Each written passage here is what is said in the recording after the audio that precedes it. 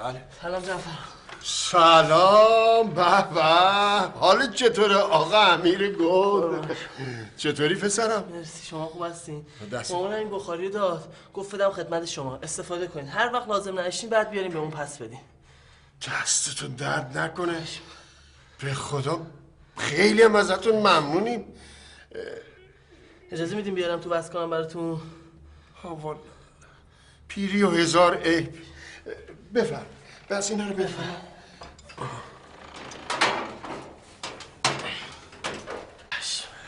دستت درد نکنه.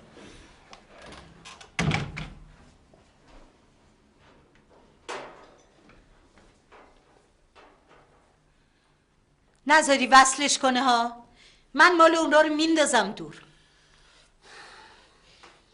چرا لجبازی میکنی؟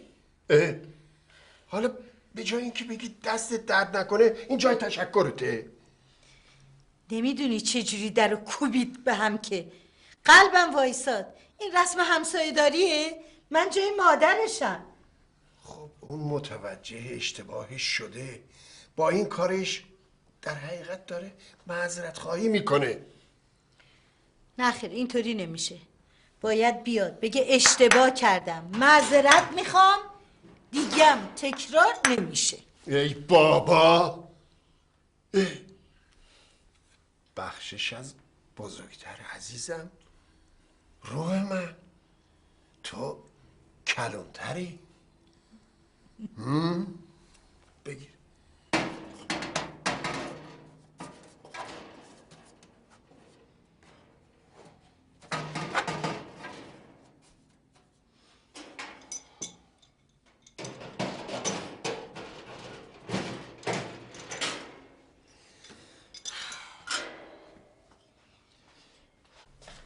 جعفر آقا تموم شد، با کفم براتون امتحانش کردم. دستت درد نکنه آقا پسر، واقعا زحمت دادی. معصومه خانم، مامانم بالاست، دستش بنده، داره آش نظری میپزه، گفت بعدا خودم میام پایین آشم براتون میارم. خدا قبول کنه، دستتون درد نکنه.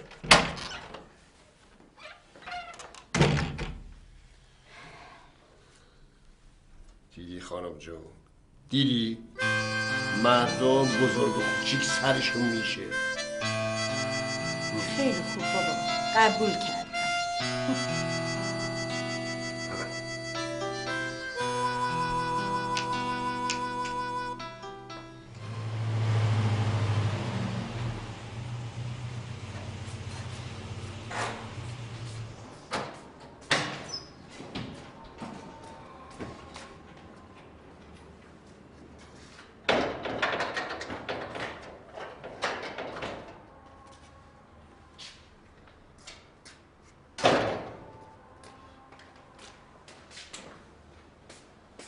سلام بابا.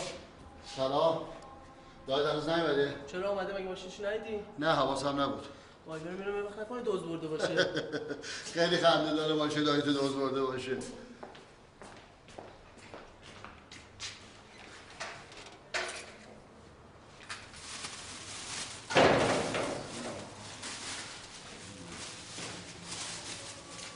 هست در جاشه. چه خبر؟ هیچی، امروز بخاری معصومه خانم اینا رو دزد برده. چطوری؟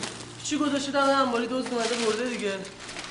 یه فکری باید به حال این ساختمون کردیم، چیزی نمیشه. اتفاقا جعفر آقا گفته امشب همه بیاین خونه ما جمع شین که رئیس پیدا کنم واسه ساختمون دیگه. همه دار در خونه‌اش نمیزنی میگه خوب پیشنهادیه. هر پیشنهادی داشته در خدمت شما هستیم.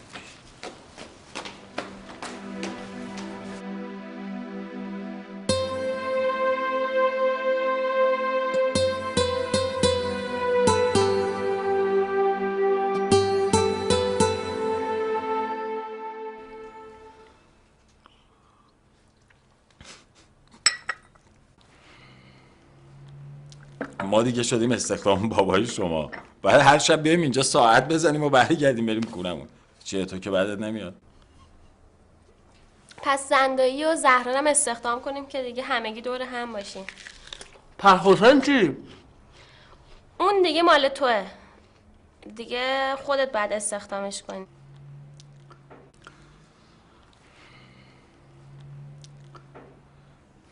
ناظمی جان، برو سر اصل مطلب. خونجیگر شدم که. همینجوری خشک و خالی این که نمیشه. تو بگو شیرینیشو من میدم. حالا چی میدی؟ تو بچه آقایی رو شام بده، خرجش با من. خوبه؟ قول دادی ها. من این خانم شما شاهد باش. بچه یه دقیقه حواستون به خودتون باشه، بعد حسابی خدمت باباتون برسم جلوی شما خجالت میکشه. چی شده مگه؟ هیچی بابا جون، هیچی.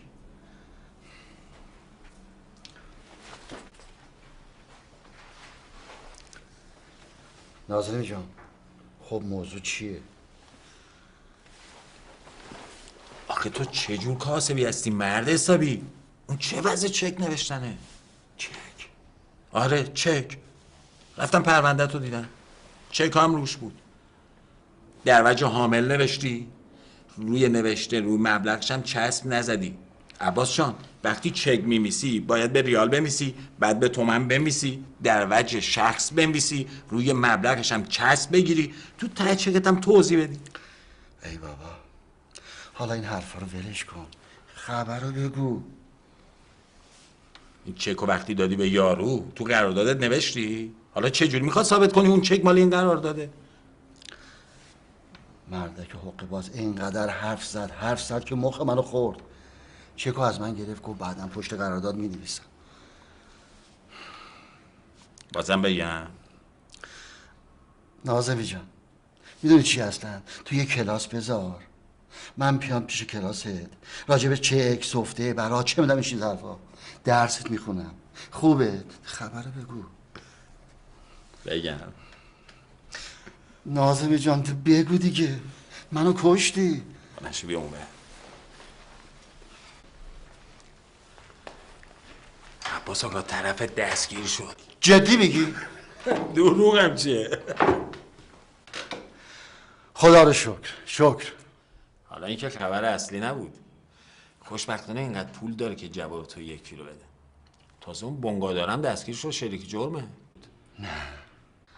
پس پول ما زنده میشه. آره دیگه، وقتی بهت میگم برو شکایت کن همینه. نتیجهشو گرفتی. هر کاری رو باید بری سراغ اهل فنش. هر وقت دیدی که خلافی چیزی اتفاق افتاد باید بری نیروی انتظامی گزارش کنی. سرگل جون چجوری دستگیر شد؟ مفصله. از یه جای دیگه هم تحت تعقیب بود. عباس تو این جونورا رو از کجا پیدا میکنی؟ راستش خامه این بنگاهیه شد. به من گفت این ملک بیشتر از اینا میارزه. منم تمورم داشت. تو هم تمورت داشت. آخه مرد حسابی اگه لقمه دندون گیری بود این بنگاهی اون رفیقای بساز بفروشش ول میکردن که گیر تو بیفته. راستش خام شدم. یه چیزی رو گوش کن. هر وقت بهت گفتن یه معامله که سود زیادی داره حتما کلاهبرداریه. یه شگرد خیلی روشن و قدیمیه. سرگل جون مرسی بابا، من دیگه معامله کلو نمی کنم. من که کارگاه تولیدی دارم، به کارم هم که واردم. منو چه بساز بفروشی؟ پس شیرینی سرجاش هست ها؟ جان خودت 10 برابر اینم بدیم باز کمه. یه گوشه زحمات اونا نمیشه. شوخی کردم. بچه های کلانتری شیرینی نمیکن. خواستم امتحانت کرده باشم.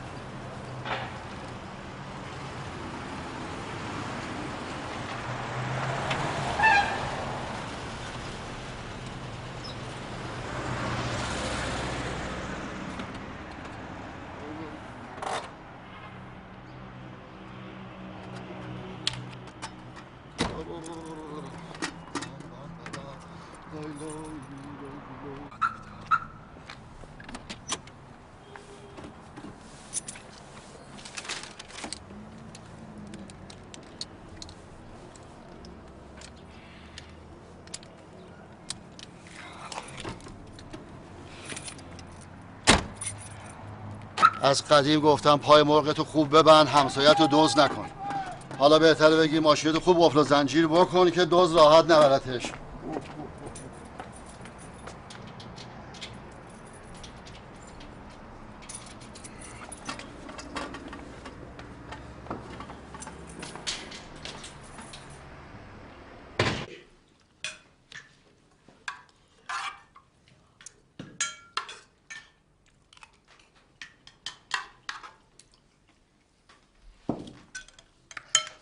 هنوز که پول دستم نرسیده. چشم، کار همه تون رو ردیف میکنم، اما واجبتر از همه چیه؟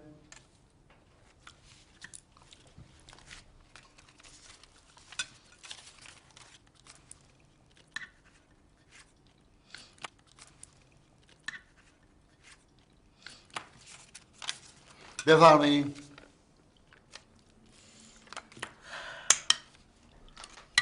ببخشید، حرف حساب باید گوش کرد.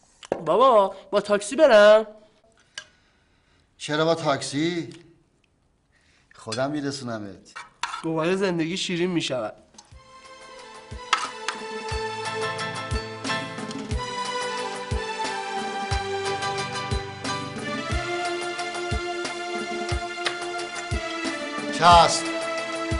چسب شیشه. ببینم اینم باز یک بازی تازه است. مگه یادت نمیاد داخل گرامی چی میگفت میشن؟ کار از محکم کاری چی؟ عیب نمیکنه.